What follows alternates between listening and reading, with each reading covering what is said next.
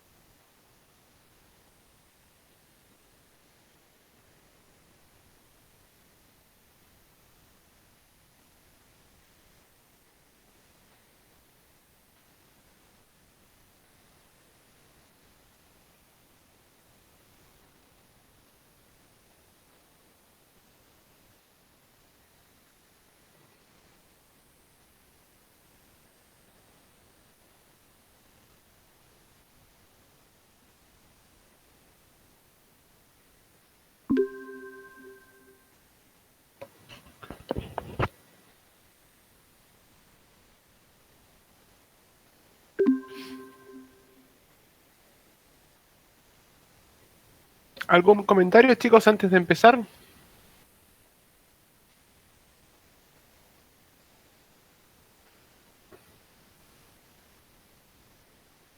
Por mi parte, ninguno, profe. Bueno,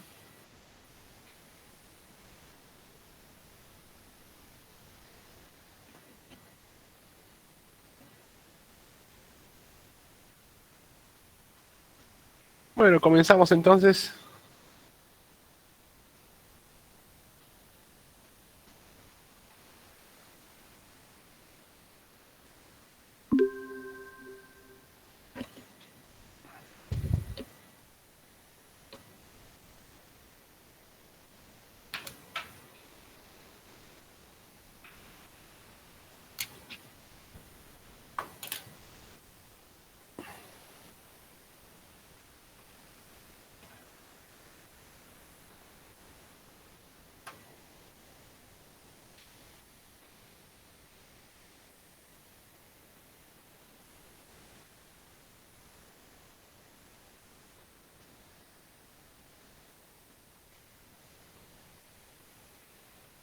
Bueno, continuando entonces con los temas de performance, hoy vamos a ver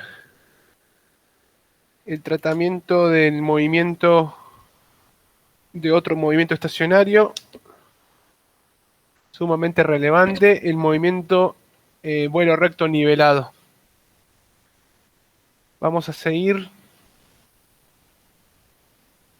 el capítulo 8 del libro de Roja, básicamente el mismo capítulo que empezamos la clase pasada. ¿Me escuchan, chicos, bien? Sí, ¿Se ve bien la pantalla? Perfecto. Bueno.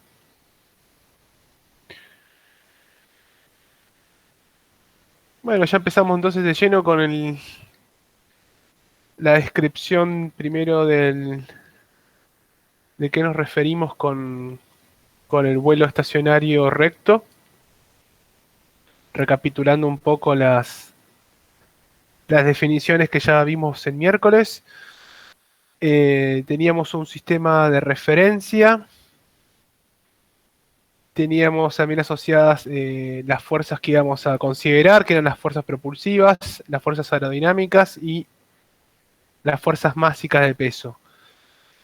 En este caso, entonces vamos a dejar a la fuerza propulsiva, que en la clase pasada, vuelo en planeo sin potencia, la habíamos asumido como despreciable o nula. Esta vez va a estar presente en las ecuaciones de movimiento la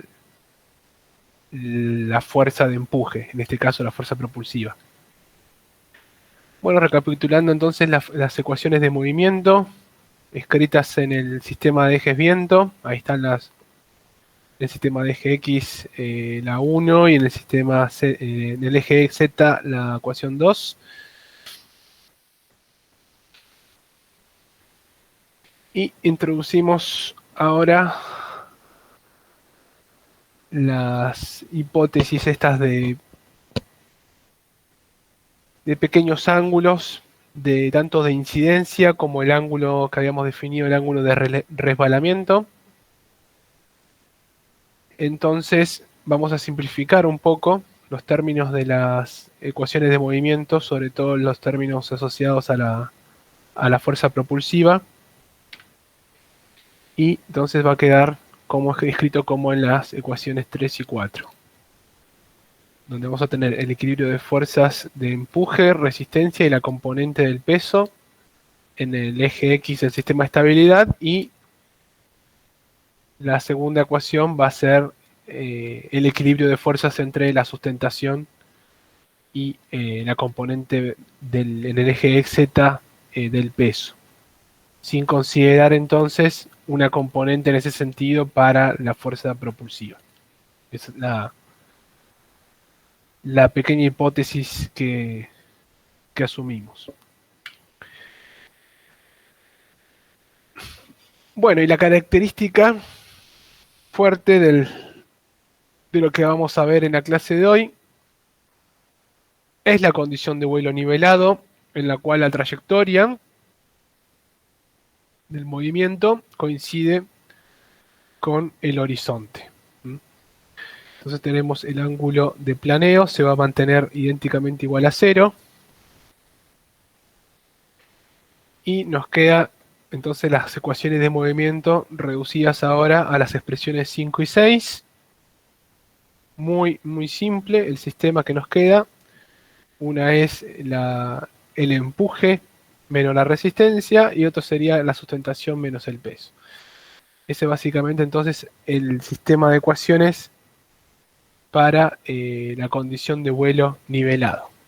Vamos a tratar en lo que sigue cuáles son las expresiones que podemos derivar para obtener lo que sería el empuje necesario en el sistema propulsivo para mantener este movimiento. Empuje, o si se quiere también potencia, en el caso de una aeronave propulsada a hélice, por ejemplo.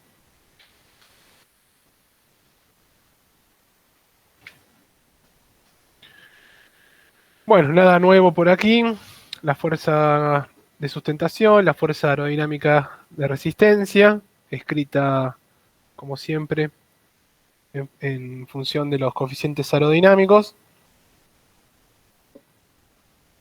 Esta vez volvemos a recuperar la forma más tradicional que tenemos nosotros de obtener la velocidad de vuelo. No aparece ya el coeficiente aerodinámico resultante, sino simplemente en la ecuación aparece el coeficiente de sustentación, que sería la expresión 9.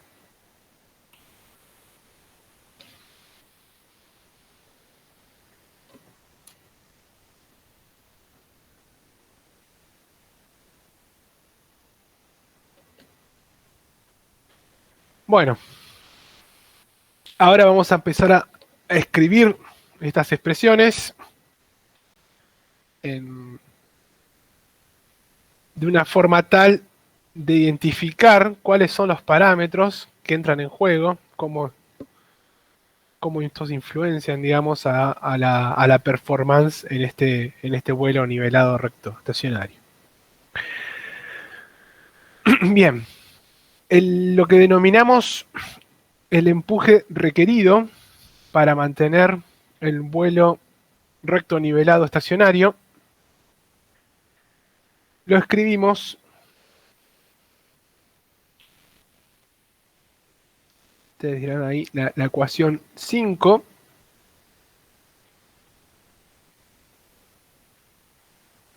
Voy a escribir aquí al costadito algunas expresiones auxiliares.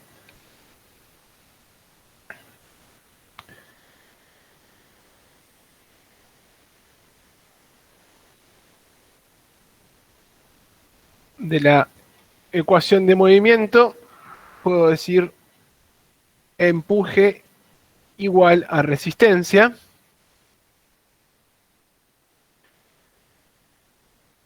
Y también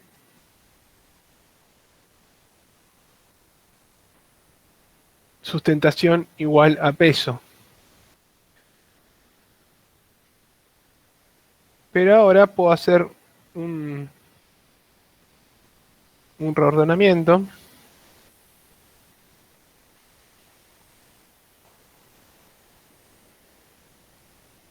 De escribir el empuje igual a resistencia por esta división entre el peso y la sustentación, que yo sé que es igual a 1. Entonces estoy como multiplicando por 1. No estoy metiendo nada más que una unidad ahí porque estoy manteniendo la condición de equilibrio. Y eso puedo escribirlo como el peso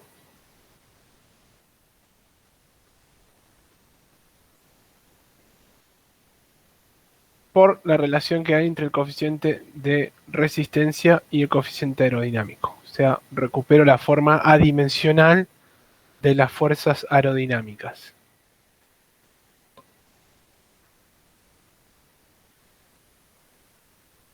Y este término,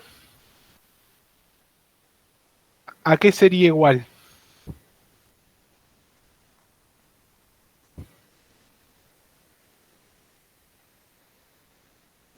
Era la eficiencia La, aerodinámica. la eficiencia aerodinámica. Muy bien. Aquí aparece, entonces, la eficiencia aerodinámica dividiendo aquí en la ecuación 10.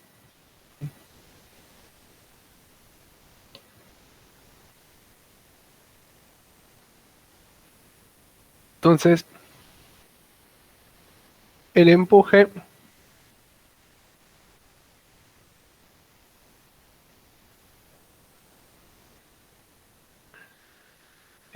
puede escribirse como igual al peso de la aeronave sobre la eficiencia aerodinámica para mantener la condición de vuelo recto nivelado estacionario.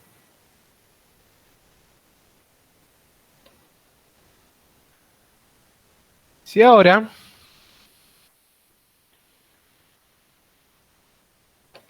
refiero todo a la potencia requerida para mantener este vuelo, esta sería igual al empuje por la velocidad.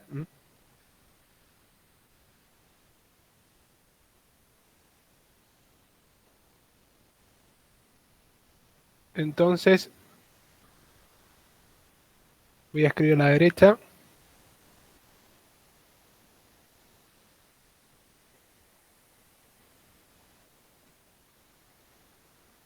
Potencia es ser igual al empuje por la velocidad.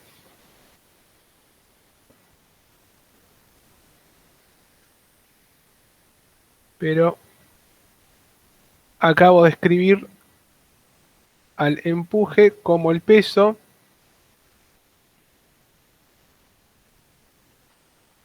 por la relación entre los coeficientes aerodinámicos, la física aerodinámica, y tengo la velocidad. Pero como la velocidad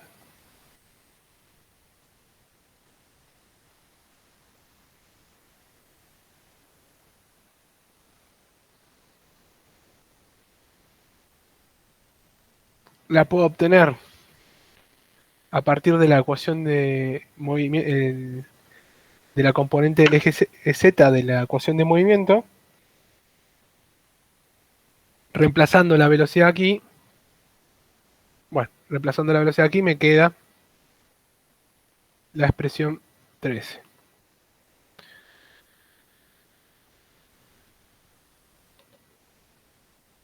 Bueno, ¿qué conclusiones podemos ver ahora de estas dos expresiones que tenemos? Voy a borrar un poco.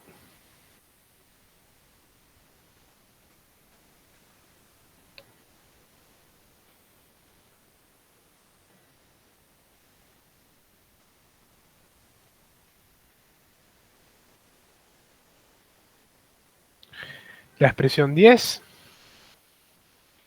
y la expresión 13. Fíjense que en la expresión del empuje requerido está entrando en juego el peso, o sea, un parámetro que podemos asumir ahora como fijo, y una variable que era dependiente del ángulo de incidencia, que era la eficiencia aerodinámica. No dependiendo el empuje requerido de lo que sería la densidad, o lo que sería, mejor dicho, la altura de vuelo. Y fíjense que en la potencia requerida aparece en forma explícita la densidad,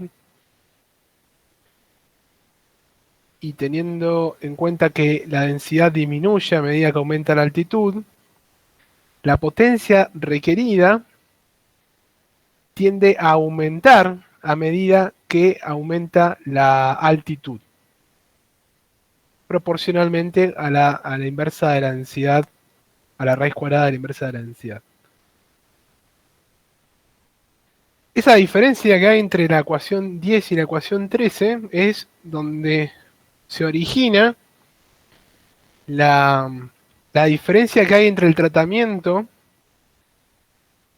del problema de encontrar el empuje requerido o la potencia requerida de acuerdo al tipo de aeronave que tengamos. Una aeronave propulsada con un motor a jet va a tener una performance determinada. Y una aeronave, por ejemplo, propulsada a hélice, donde todo se define en función de la potencia del eje del motor requerida, va a tener asociada un diferente tipo de análisis para su performance, en el sentido de este movimiento. Entonces tenemos una separación, digamos, entre familias de aviones de acuerdo al tipo de sistema propulsivo que tengan. Eso es lo que vamos a seguir tratando ahora, no tanto por separado, sino que primero una, después la otra aplicada al mismo problema, pero siempre teniendo en cuenta que una se aplica a lo que serían aviones propulsados, en el caso a motores jet, que sería la ecuación 10, y la ecuación 13 sería a aeronaves propulsadas a hélice. Esa es básicamente aquí donde nace ya la diferencia entre ambas aeronaves, ambas familias de aeronaves. Bueno, acá hay un... Escribí un algoritmo, si se quiere, o una forma de obtener cuál sería el empuje y, o potencia requerida para mantener esta condición de vuelo. Entonces, voy a querer volar a una altitud determinada, manteniendo una velocidad determinada. Eso sería mi objetivo. Y a partir de ello voy a determinar cuál es el empuje y potencia requerida aquí con este procedimiento que acá propongo. Bueno, esto ya está. Se ha elegido una altitud y una velocidad. A partir de la altitud y la velocidad, obtengo el coeficiente de sustentación correspondiente. Nada nuevo. Y después hago un cálculo que sería, en este caso, el del número de Mach, dada esa velocidad de vuelo y dada la velocidad del sonido correspondiente a esa altitud, para obtener el coeficiente de resistencia en la forma más general. No es la más general, pero es la forma que ya incluye efectos de compresibilidad. Un coeficiente de resistencia expresado como función no solamente del coeficiente de sustentación, sino del Mach de vuelo. Entonces voy a una tablita, o a la información que tenga, o a la expresión que tenga, y recupero a partir del CL, recupero el CD, el coeficiente de resistencia. Esto puede ser hecho, por ejemplo, en un simulador de vuelo. Básicamente lo que va a hacer el motor interno comúnmente no va a tener una expresión analítica, sino que va a tener una tablita que le asigne un valor del CL, un valor del CD a un determinado valor de CL, y va a buscar cuál es el CD correspondiente, por ejemplo. Una vez que tengamos el CL y CD, tenemos la condición de altitud, velocidad, el peso y la configuración ya van a estar determinadas. Tenemos entonces, tanto para determinar el empuje como para determinar la potencia, tenemos todos los valores para determinar ambas. Entonces, básicamente, este sería el caminito para si necesitamos determinar el empuje y potencia requeridos para mantener esta condición de vuelo nivelado estacionario. Bueno, ¿alguna pregunta?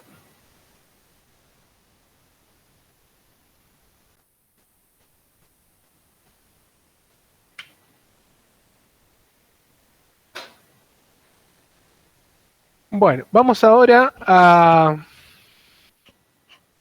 mantenernos un poco dentro de lo que estamos más familiarizados, que es las curvas polares que no dependen del número de Mach. Vamos a asumir ahí valores de número de Mach menores a 0,7, no vamos a tener en cuenta por ahora los efectos de compresibilidad en el análisis. Entonces, también podemos decir que vamos a usar las fórmulas de la curva polar estándar.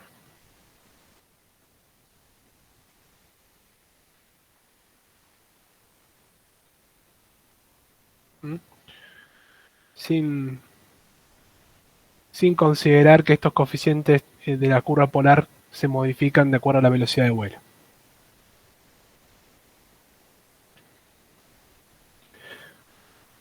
Bueno, acá estoy graficando, estoy mostrando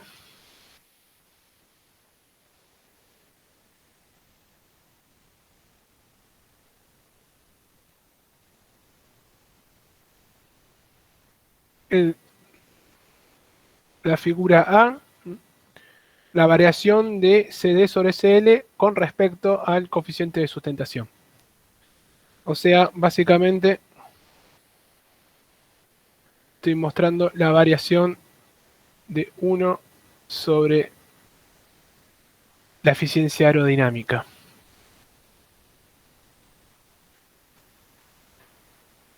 Cómo varía esta en función del CL. Pero acabamos de ver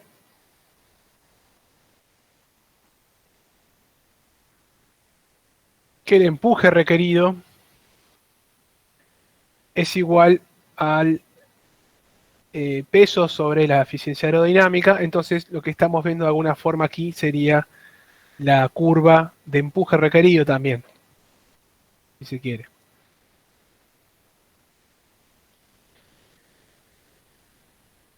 La curva polar, entonces, este comportamiento en el cual para un CL determinado se tiene un valor mínimo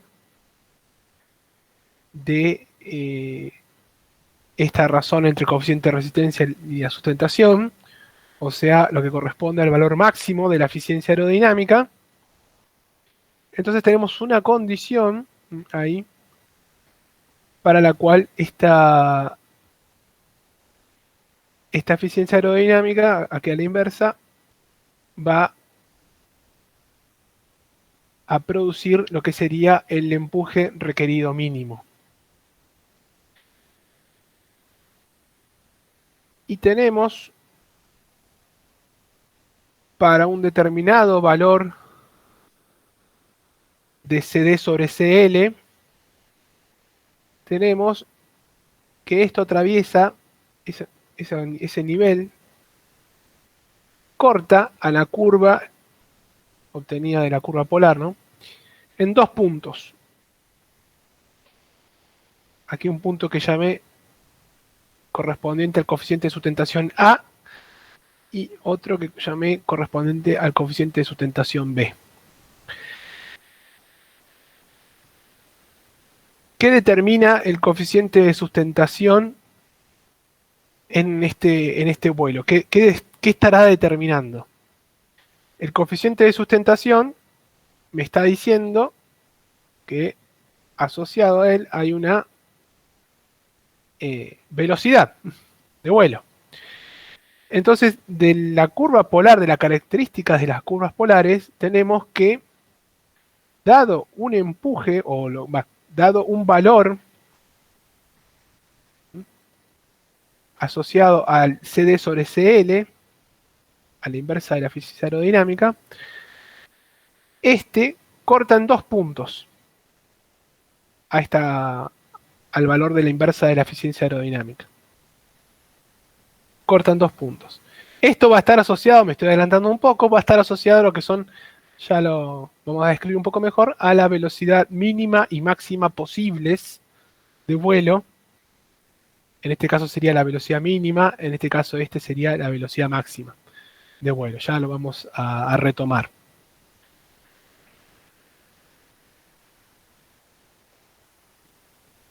Para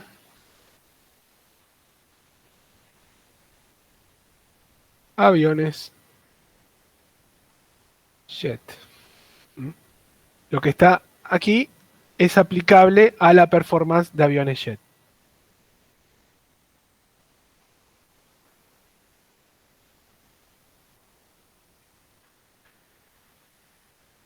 Ahora tengo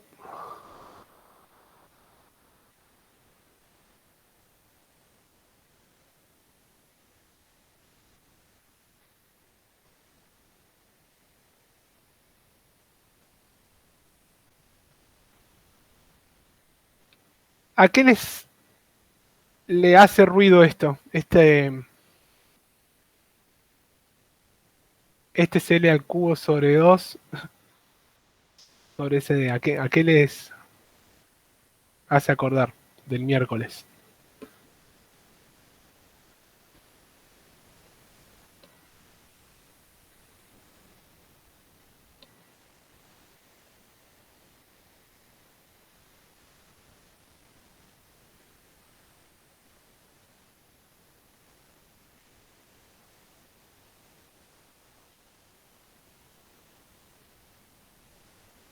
Hola.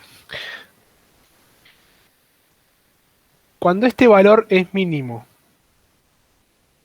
¿qué ocurrirá para lo que sería el equivalente del análisis en vuelo en planeo? ¿Qué condición sería?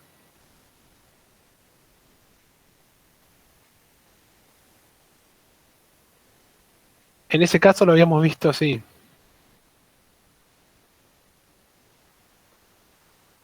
pero lo puedo llevar a esta forma, simplemente tomando la raíz cuadrada de ese término.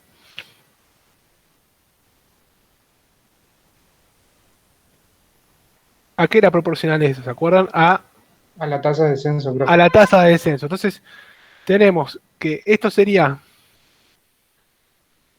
análogo a la distancia máxima horizontal recorrida y esto sería análogo a las condiciones de tasa de descenso mínima para vuelo en planeo. Son dos, o sea, los dos puntos característicos lo estamos ahora vuelven a hacerse presentes, pero dentro de otro contexto, del análisis del vuelo recto nivelado, con potencia. Entonces, de la curva polar, si uno grafica para una curva polar genérica, este valor, de vuelta, tenemos este comportamiento, donde para un determinado valor, este corta a esta curva en dos puntos, asociados aquí CLA y CLB, y donde hay un valor para el cual se tiene un valor mínimo, o lo que sería, si hubiera sido el máximo asociado a la tasa de descenso mínima en este caso. Y ahora, a ese valor, donde está el mínimo, sería el coeficiente de sustentación en la condición de potencia requerida mínima. Porque si volvemos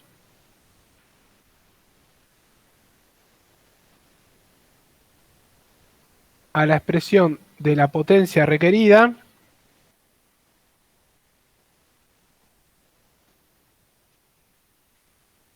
dada una altura de vuelo fija, el peso y la superficie, este va a ser directamente proporcional a este factor, al ser coeficiente de resistencia sobre el coeficiente de sustentación a la 3 medios. Entonces va a coincidir esa condición de ese factor mínimo con el de potencia requerida mínima. Y el CL correspondiente va a ser el de potencia requerida mínima. Entonces, lo que está aquí, el análisis que se desprende de esta figura, es aplicable a aeronaves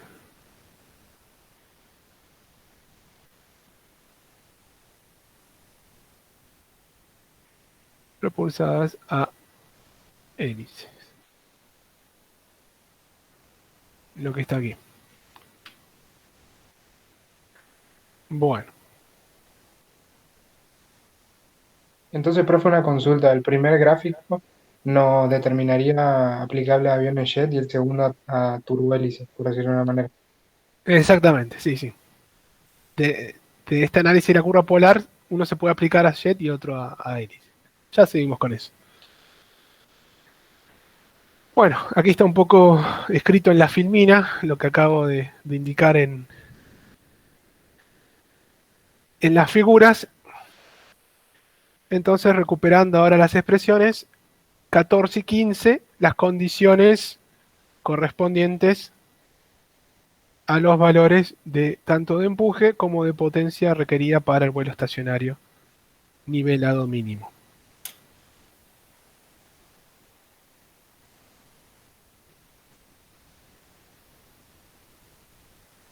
Bueno, ahora voy a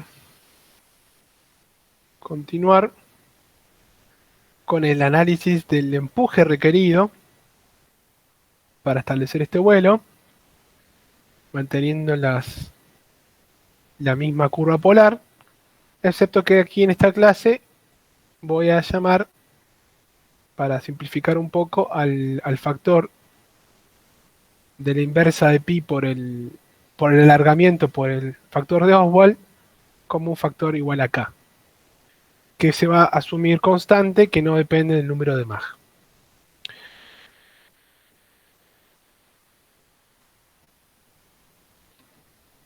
Entonces, con esta curva polar, que particularizada, directamente ya obtenemos expresiones tipo analíticos para determinar cuál es la performance en cuáles son las condiciones de empuje y potencia requeridas para este vuelo. Entonces retomamos nuevamente la expresión del empuje requerido igual a la resistencia y escribimos ya desglosando el término de resistencia en función de la sustentación. Si yo ahora en esta expresión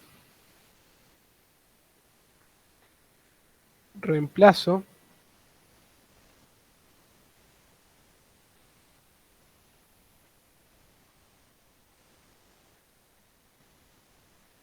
el valor del coeficiente de sustentación al cuadrado,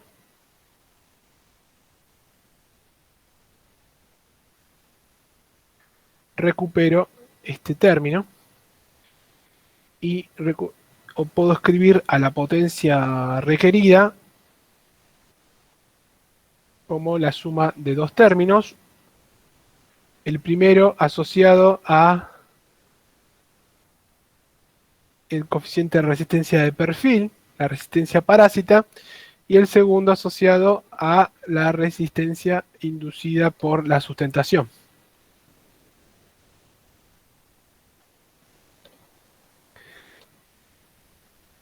Y es interesante separar estos dos términos por el comportamiento que tienen ellos en cuanto a la velocidad de vuelo. Entonces, a medida que aumenta la velocidad, la resistencia parásita es proporcional a la velocidad al cuadrado.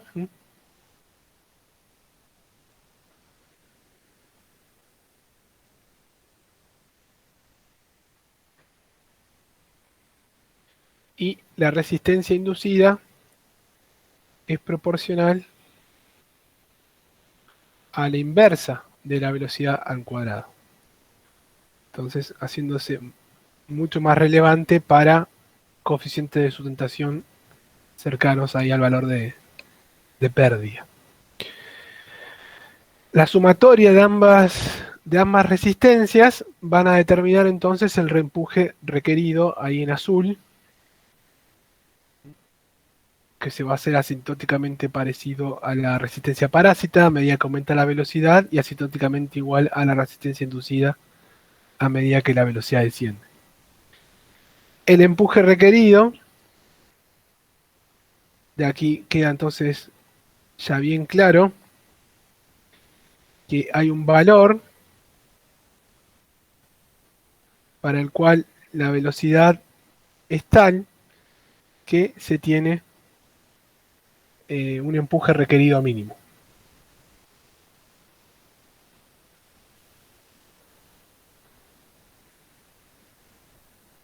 Y es interesante notar que en la condición de empuje requerido mínimo son coincidentes, esto no es casualidad, son coincidentes la resistencia parásita con la resistencia inducida. O sea, esto es dos veces el valor o de resistencia parásita o resistencia inducida que son similares. Eso es en la condición de empuje requerido mínimo.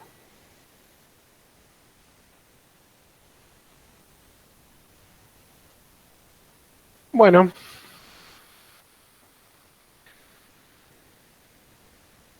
esta condición que se obtiene de analizar cuál es el coeficiente de sustentación que me permite obtener la condición de resistencia mínima, de alguna forma ya la habíamos introducido cuando analizamos la distancia máxima horizontal recorrida en vuelo en planeo.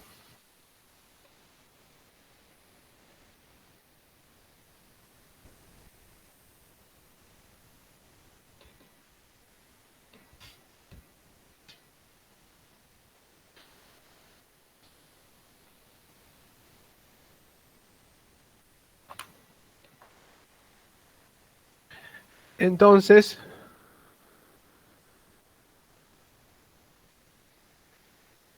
reemplazando esta expresión en el valor de la velocidad, se obtiene la velocidad correspondiente para empuje requerido mínimo.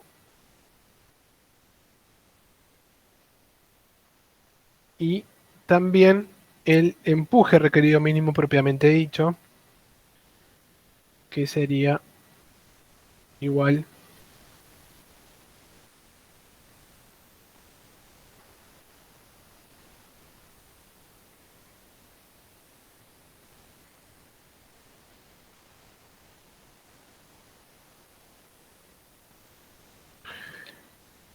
al valor del peso sobre la eficiencia aerodinámica máxima.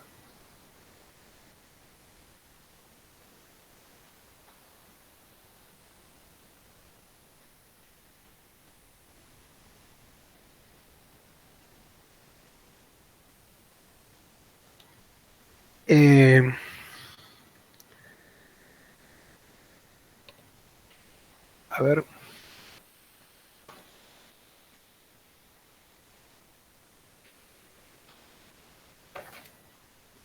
Voy a tomar los valores de un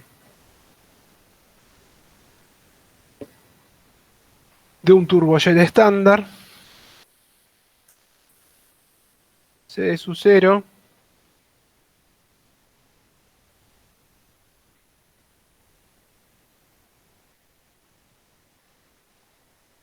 K.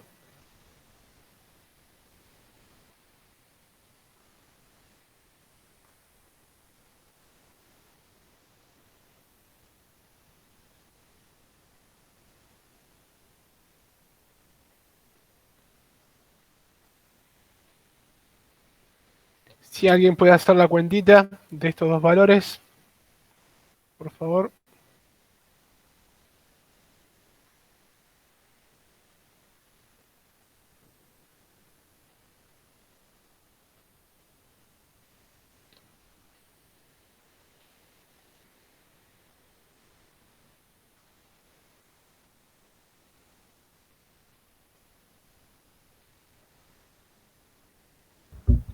Eh, 0,03, profe, ¿puede ser?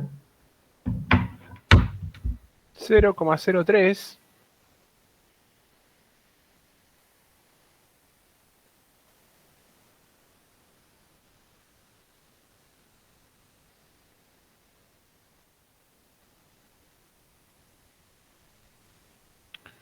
O sea, para este turbojet típico, el empuje requerido mínimo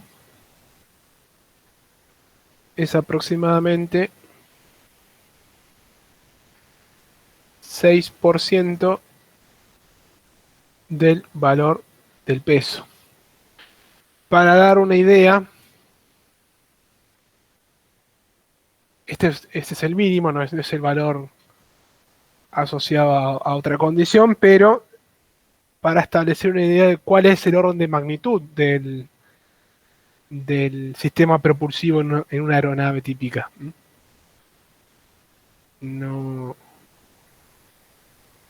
podemos estar diciendo que vamos a estar tratando con aeronaves que el empuje sea del orden de magnitud del peso, sino que es aproximadamente 10 veces menor al peso.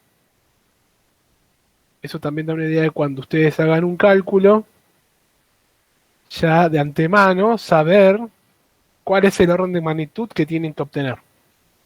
Solamente sabiendo el peso. Entonces, igual creería que depende de la aplicación de la aeronave también, ¿o no? ¿a qué te referís con aplicación?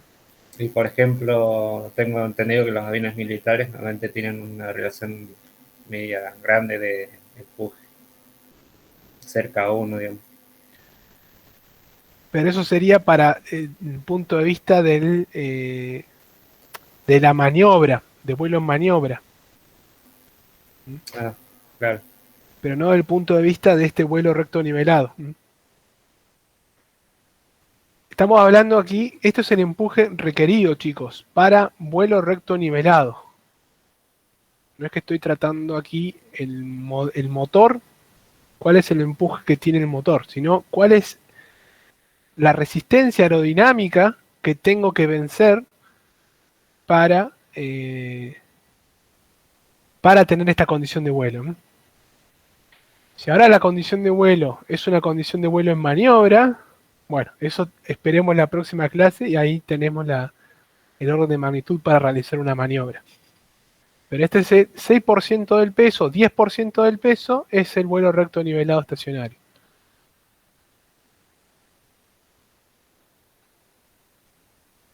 Entonces,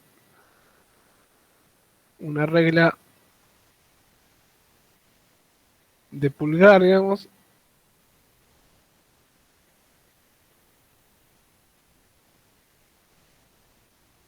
empuje requerido, 10% del peso.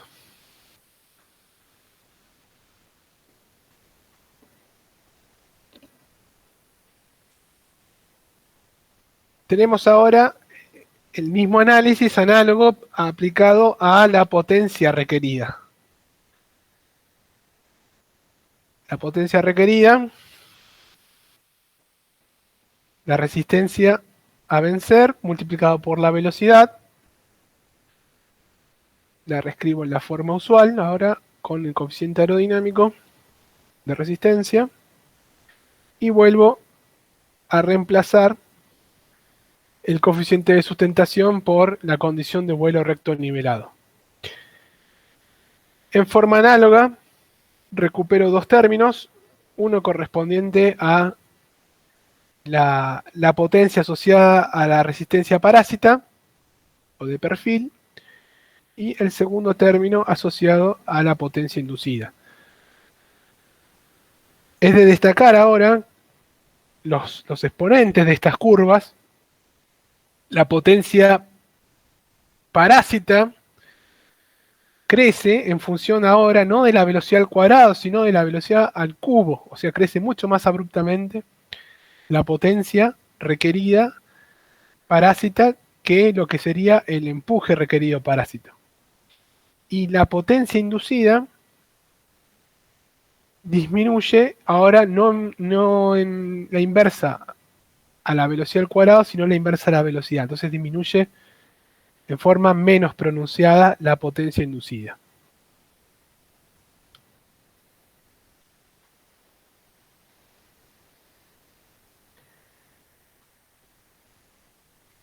Aquí tengo el gráfico análogo, donde tengo la potencia parásita en verde, la potencia inducida, y la sumatoria de los dos es la potencia requerida. Y asociados a esto, entonces, las condiciones de velocidad para potencia requerida mínima y la potencia requerida mínima propiamente dicha.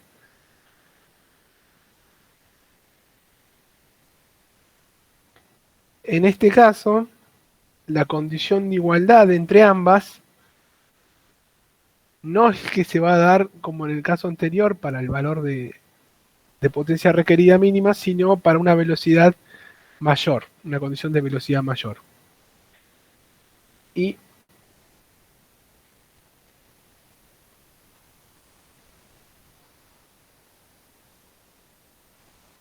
les dejo como inquietud encontrar cuál es el valor que tiene la potencia inducida con respecto a la potencia parásita en la condición de potencia requerida mínima. ¿Cuál es el factor que relaciona ambos valores?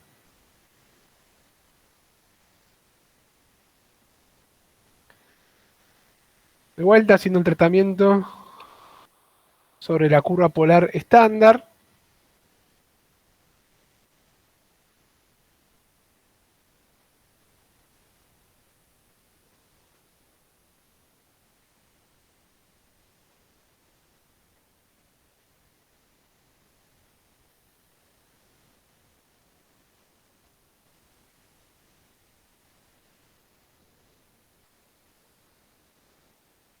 El valor del coeficiente de sustentación para potencia requerida mínima queda en este caso como raíz de 3 el valor del coeficiente de sustentación correspondiente al empuje requerido mínimo.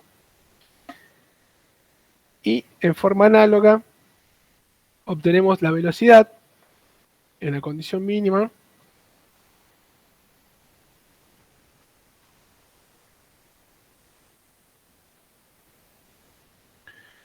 este valor, si mal no recuerdo, es 0,86. ¿Alguien lo puede verificar?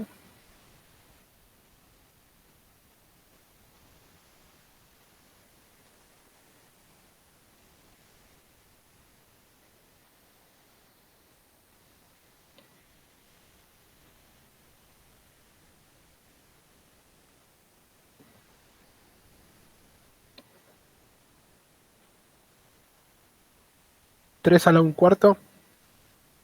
1 sobre 3 a la 1/4. 1,316, profe. Claro, pero 1 sobre 3 a la 1/4. 1 sobre, claro. 0,759.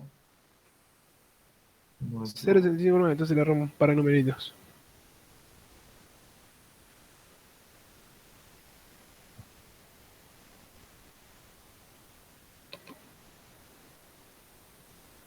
Es a la 1/4, ¿no? Sí. Sí. 0,76 se puede redondear.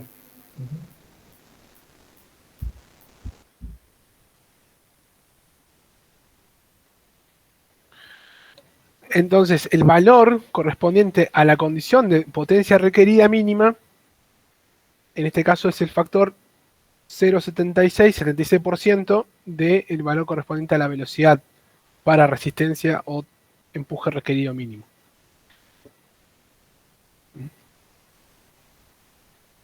Y de allí también se obtienen las condiciones para la potencia requerida mínima.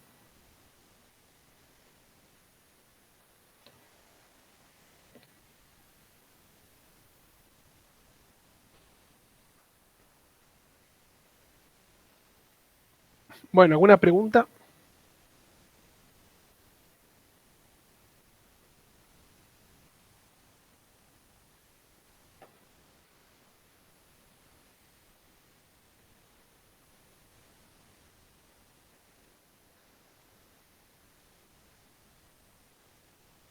Bueno.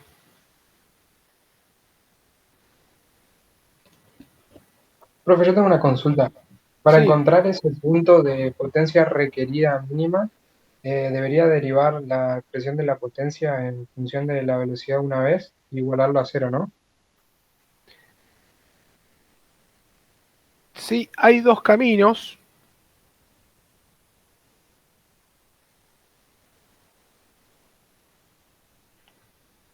Uno sería derivada de P con respecto a V igual a 0, como acabas de decir. Pero el camino que tomé aquí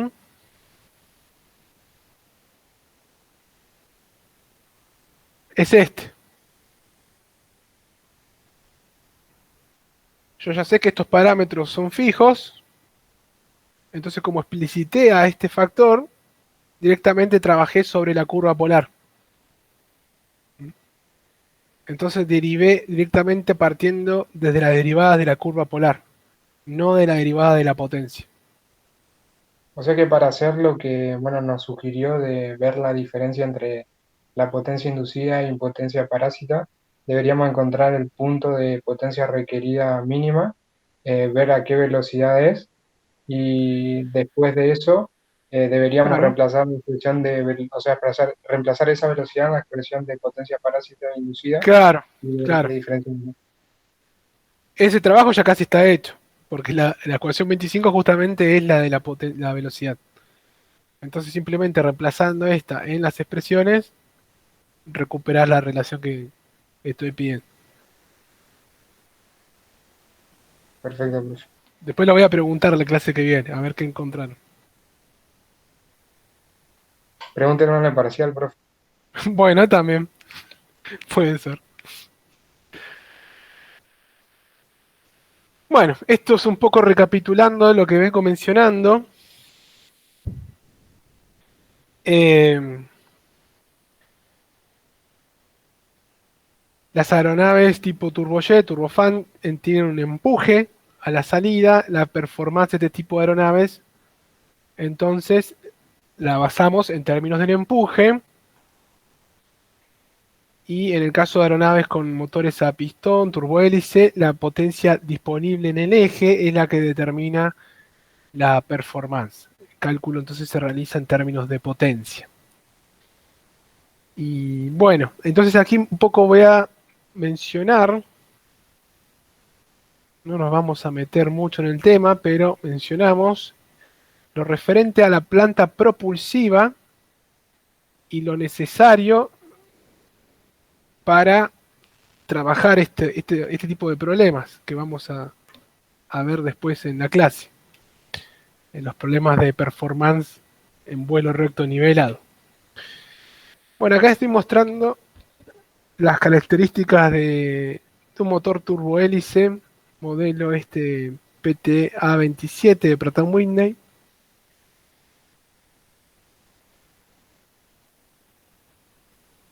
Y tenemos como la característica a la cual está confeccionada el gráfico es de una velocidad en el eje de 2200 RPM.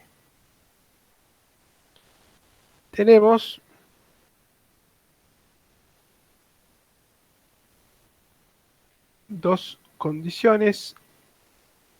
diferentes condiciones a distintos valores de altitud. Aquí tenemos un valor de 5.000 pies, 10.000 pies, 15.000 pies y demás. Y aquí expresados los valores de potencia con respecto a la velocidad del aire verdadera en medidos en nudos.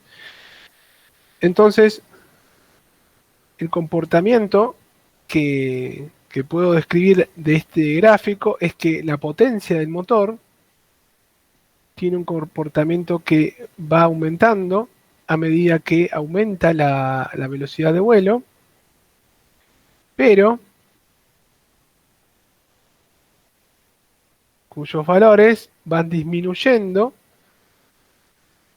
a medida que desciende la densidad del aire, o a medida que aumenta la altitud, vamos teniendo cada vez menores valores de potencia disponible para este motor.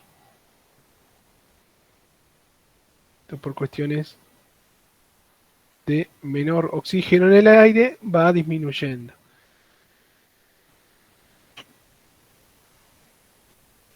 Para motores jet, esa disminución sería menos notable, ¿no? Ahí lo vemos.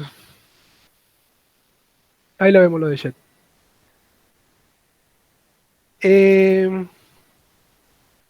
Lo que quería decir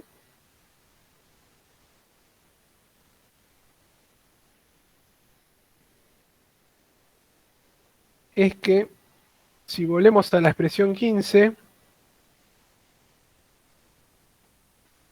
fíjense, la expresión 15 no, la potencia, esta, la expresión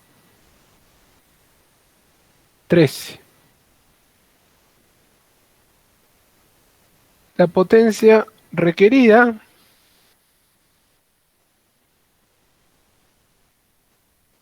¿cómo será con respecto a la altura? Su comportamiento.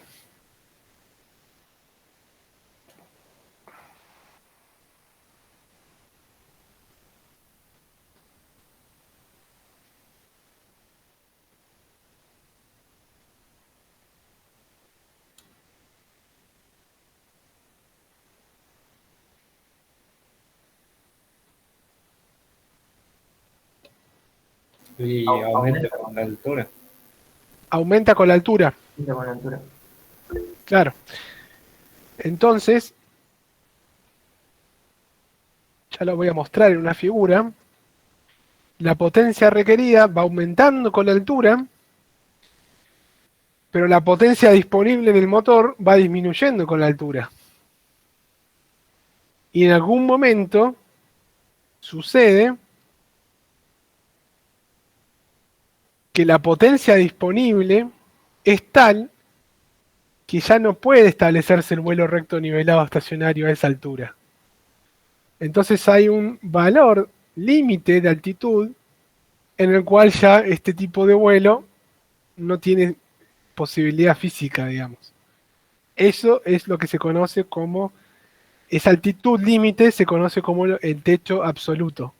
Un techo teórico también se lo llama porque hay una imposibilidad cinemática dinámica de llegar a ese techo. Es el llamado techo absoluto teórico. Esa característica que tienen entre la potencia requerida y lo que nos entregan los motores actuales.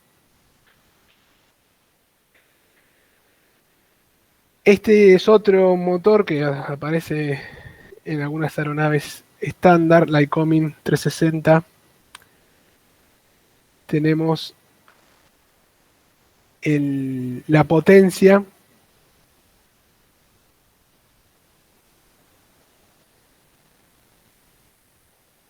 estas curvas se trazan en función de potencia disponible en el eje, aquí en condiciones de atmósfera estándar,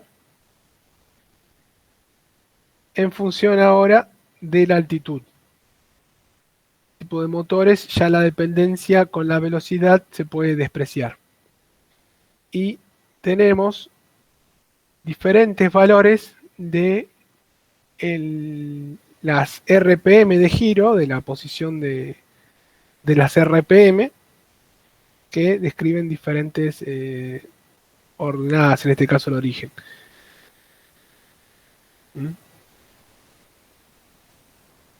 Este es otro tipo de gráficos que ustedes es muy probable que tengan que recurrir para analizar la performance de sus aeronaves.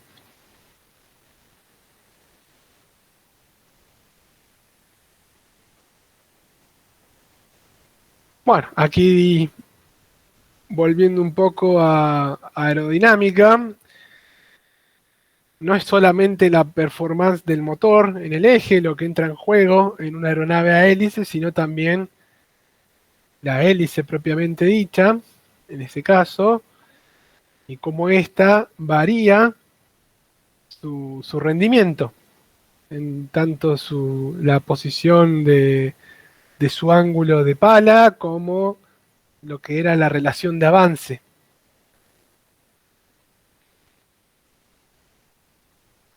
En general, entonces, el rendimiento propulsivo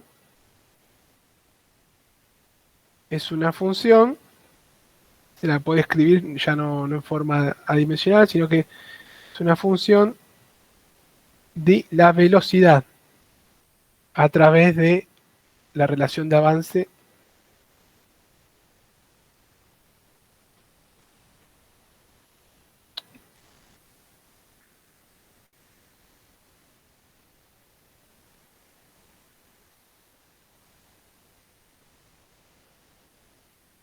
de la relación de avance.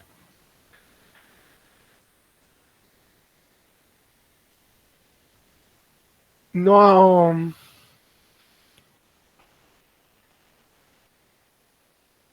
habría una dependencia del rendimiento de la hélice en función de la altura.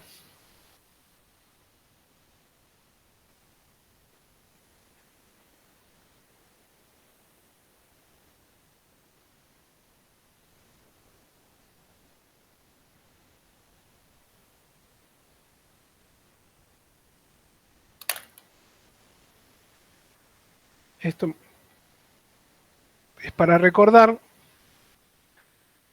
el rendimiento de la hélice depende de J, de beta, pero no irá a depender del número de Mach, el número de Reynolds, pero no depende explícitamente de una magnitud dimensional como es la densidad. Ya, es un número adimensional que va a depender de coeficientes adimensionales, de números adimensionales. Entonces, no es necesario que ustedes, por ejemplo, para su aeronave encuentren diferentes rendimientos a distintas alturas, porque aparte de ser un cálculo innecesario, es conceptualmente erróneo, digamos, estar obteniendo un mapa de ese tipo. Entonces, cuando buscamos queremos resolver la pregunta, ¿cuál es la potencia disponible?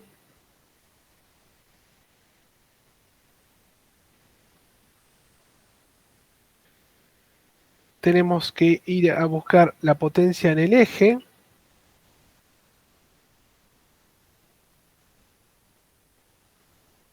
A un gráfico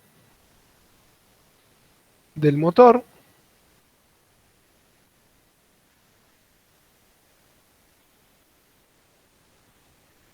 Y tenemos que, ¿por qué tendremos que multiplicarlo? Por mínimamente el rendimiento de la hélice. Y si quieren, otros rendimientos que pueden también o no estar condensados dentro de la potencia disponible en el eje. Y el rendimiento de la hélice es otra familia de gráficos, de curvas, que ustedes, bueno, ya ahí pueden obtenerlo de acuerdo a los métodos que hemos visto en su momento.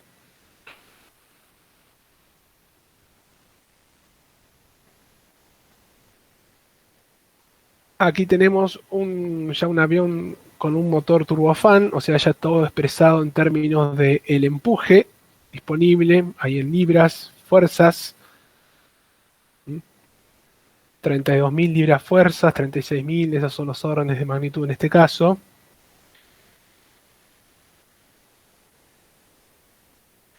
Y si bien hay una dependencia, con la altitud ya nos permite llegar, en este caso, a una mayor altitud, este tipo de motor. Y también, en este caso, existe una dependencia entre el empuje y la velocidad a través del número de Mach, con una tendencia que a medida que aumenta el número la velocidad de vuelo, pero de Mach, va disminuyendo el empuje. Estas curvas pueden tratarse en una forma aproximadamente polinomial, o sea, estableciendo un polinomio de Fiteo de segundo grado, ya uno tranquilamente está dentro de describiendo muy bien toda la dinámica referida a la performance del motor. Nosotros vamos a utilizar en muchos de nuestros análisis condiciones más simplificadas del modelo de empuje, que usualmente se dan a altitudes mayores, en donde el empuje se puede asumir como aproximadamente igual a constante con respecto a la velocidad de vuelo. O sea, nuestro modelo de empuje usual para muchos problemas que tratamos, si esto fuera el empuje y esto sería el Mach, asumimos que es una horizontal el empuje disponible.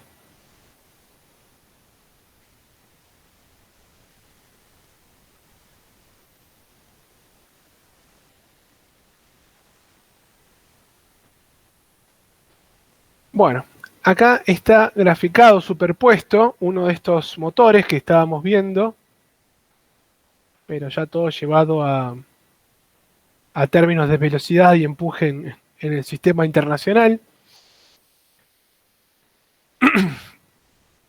Y el empuje disponible superpuesto en líneas llenas con el empuje requerido.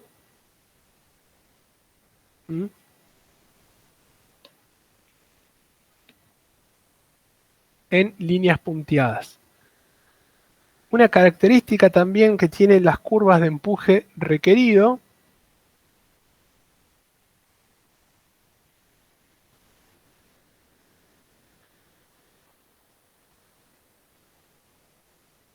¿a qué corresponderá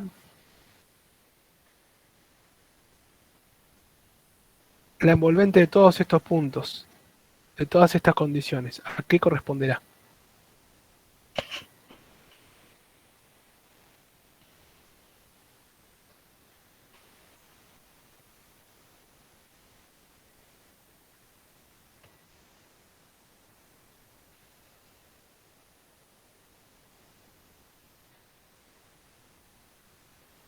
Al empuje requerido mínimo.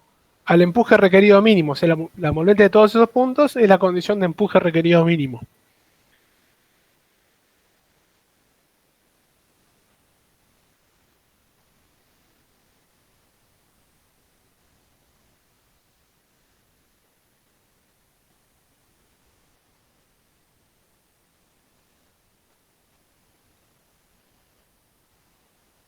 Y fíjense, de vuelta, como había mencionado brevemente, el empuje requerido es función del peso y de los coeficientes aerodinámicos. Y en este caso, el empuje requerido mínimo es un parámetro constante para una configuración. No se modifica con respecto a la altitud de vuelo. Pero la velocidad a la cual se tiene la condición de empuje requerido mínimo va aumentando a medida que aumenta la altura, a medida que la densidad disminuye. Y va a llegar a un punto tal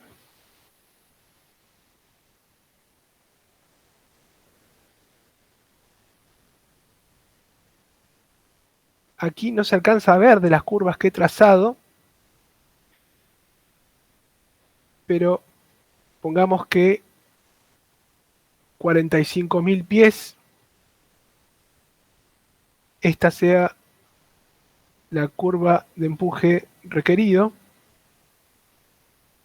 va a disminuyendo ahí hasta llegar al mínimo, y la curva de empuje disponible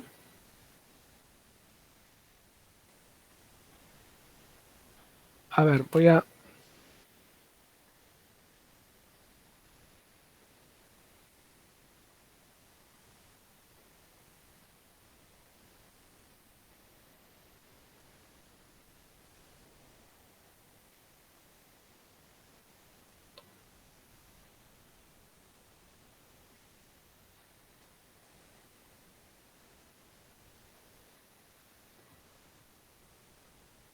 la curva de empuje disponible va a pasar, en ese caso hipotético, por esta zona. Y va a ser tal que el empuje requerido mínimo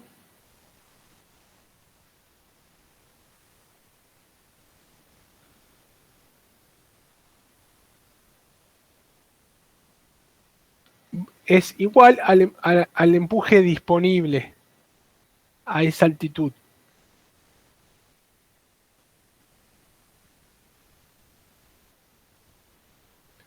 Y esta condición define la condición de techo absoluto o teórico para aviones jet.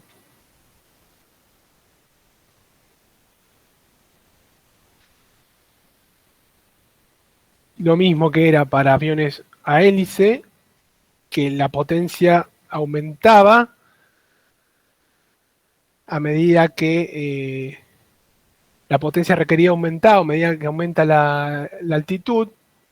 En este caso, así se mantiene constante el empuje requerido mínimo a medida que aumenta la altitud.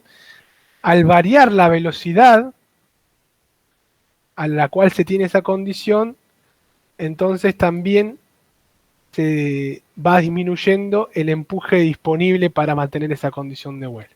Ya lo vamos a ver un poco cuando tratemos algún ejemplo de aplicación. En el caso de, en este caso, la aeronave con un motor a pistón, hice un poco ahí el relevamiento de los datos del motor y tracé las potencias disponibles en comparación con las potencias necesarias.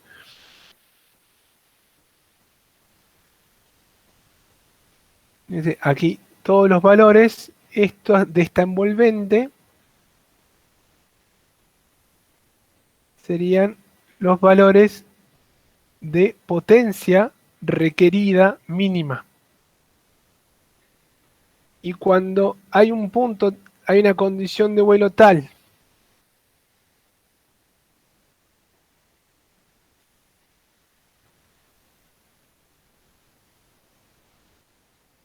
que estamos en una altitud tal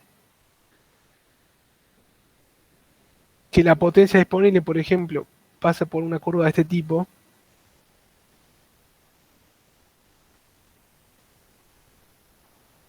y se hace en el punto de potencia requerida mínima tangencial a ese punto, va a ser entonces asociado a el techo absoluto para aeronaves propulsadas a hélice. Fíjense que aquí se ve también el efecto que tiene la altura en los valores de potencia requerida mínima a medida que esta aumenta. Va aumentando la potencia requerida mínima. Eso también se puede graficar.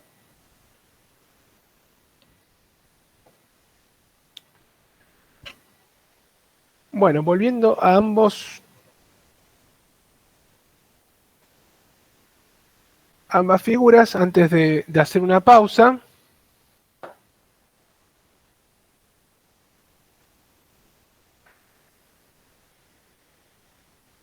¿qué indicarán estos puntos?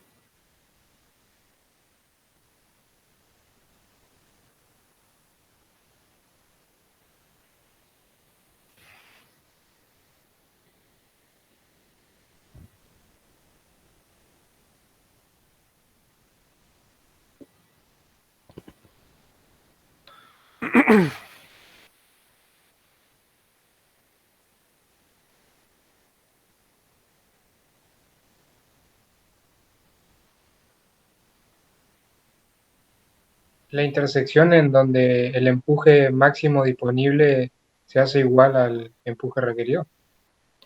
Exactamente. La condición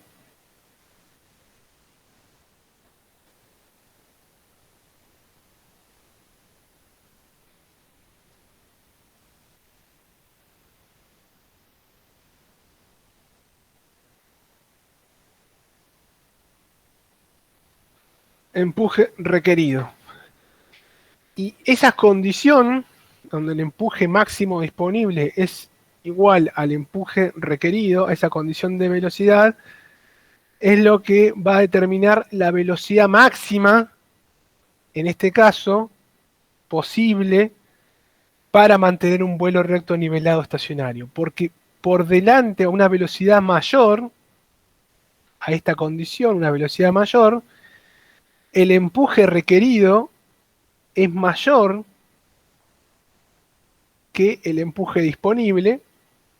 En todas estas alturas se repite esa condición, el empuje ya requerido va a seguir aumentando a medida que aumenta la velocidad, no así en este caso el empuje disponible, por lo tanto queda fuera de lo que ya vamos a ver, es la envolvente de vuelo, la envolvente del vuelo nivelado estacionario. Los puntos en la intersección con menor velocidad también se conocen como los de velocidad correspondiente mínima para establecer el vuelo nivelado estacionario. Menor a esa velocidad de vuelo, también la resistencia, en este caso inducida, es predominante, aumenta de forma tal de que la aeronave no tiene otro remedio que en ese caso no puede, digamos, establecer el vuelo nivelado estacionario a menos de que pierda altura o establezca alguna otra forma, ¿no?, para recuperar esa condición. Lo mismo sucede aquí un poco, también se ve con los puntitos en circulito, las condiciones de velocidad máxima, y en triangulito aquí la condición de velocidad mínima para vuelo nivelado estacionario.